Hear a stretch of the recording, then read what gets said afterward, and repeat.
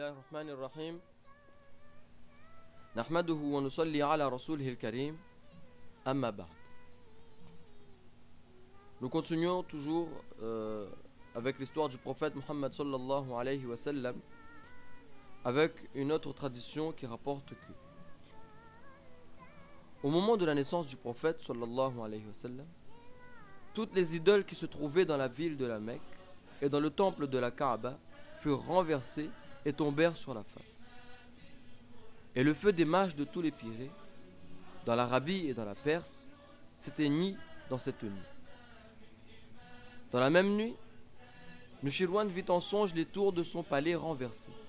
Le grand Mobed eut un songe dans lequel il vit comment de grands chameaux vigoureux luttèrent contre de petits chameaux arabes en petit nombre. Comment ils furent mis en fuite, comment les chameaux arabes passèrent le Tigre, pénétrèrent dans la Perse et s'y répandirent. Le matin, le Mobed se leva et ne dit le songe à personne, mais son cœur fut très affligé. Le lendemain, on reçut de la Perside la nouvelle que le principal feu s'était éteint dans le Pirée, dans la même nuit que Nushirwan avait eu ce songe. Il y avait 1000 ans, j'insiste bien, 1000 ans que ce feu ne s'était pas éteint. Nushirwan fut stupéfait et dit: c'est là une grave nouvelle, il faut en avertir le peuple. Il réunit ses ministres, les principaux officiers et les Mobed, leur raconta le songe et leur fit lecture de la lettre qui était arrivée de la province de Perse. Le Mobed dit: moi aussi, j'ai eu dans la même nuit un songe dans lequel j'ai vu des chameaux. Et il raconta son songe et ajouta: un grand événement se passe parmi les Arabes. Il viendra de là quelqu'un qui subjuguera la Perse et qui triomphera de sa souveraineté et de sa religion. Il nous faut quelqu'un des Arabes, connaissant leurs traditions et leurs écrits, que nous puissions interroger à cet égard. Nushirwan écrivit aussitôt une lettre à Nu'man, fils de Munzir, lui disant: envoie-moi un arabe, savant et âgé, afin que nous lui demandions quelque chose touchant les traditions arabes. Il y avait à Hira un chrétien nommé Abdul Masih, fils d'Amrou de Rassani, descendant des rois de Syrie. Cet homme avait déjà vécu 360 ans. Subhanallah. Il était très versé dans les anciennes traditions et avait lu beaucoup de livres. Satir, le devin du pays du Yémen, était son oncle. Et c'est de lui qu'il avait appris l'art de la divination.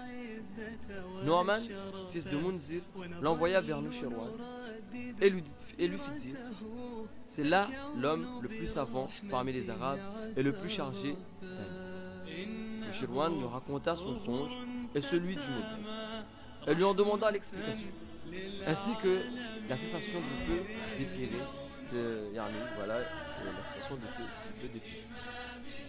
Abdul Masih dit: il surgira parmi les Arabes quelqu'un qui portera la ruine et le malheur en Perse.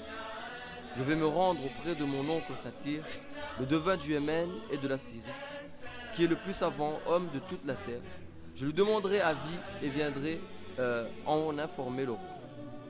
Il se rendit donc en Syrie auprès de Satir, qui demeurait dans une ville située entre la Syrie et le Yémen. Quand il arriva auprès de lui, il le trouva au moment d'expirer. Subhanallah.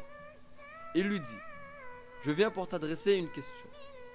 Satir dit: tu ne viens pas de ton propre gré, c'est-à-dire tu ne viens pas de ton propre mouvement, mais le roi de Perse t'a envoyé. Nushirwan a eu tel songe, de même son Mobed, et le feu des Pyrées s'est éteint. Il t'a fait chercher et t'a demandé l'explication de ces faits, et tu ne l'as pas su, alors il t'a envoyé vers moi. Dis-lui: il viendra d'entre les Arabes, un prophète dont le pouvoir et la religion régneront en Perse. La souveraineté de la Perse passera à son peuple après sa mort. Il y aura encore 14 rois en Perse, puis leur pouvoir cessera. Et le pouvoir et la religion de ce prophète apparaîtront dans leur pays. Le temps est arrivé où ce prophète doit naître, où il est déjà né. Abdul-Messih retourna auprès de Kasser. En chemin, il récita en lui-même une pièce de vers très belle, dont on ne sait que quelques vers. Il dit: apprête-toi, toi qui es prompt et résolu. La peur et la préoccupation ne l'atteignent pas. Si le royaume est perdu pour les enfants de Sassa, c'est que la fortune consiste en changement.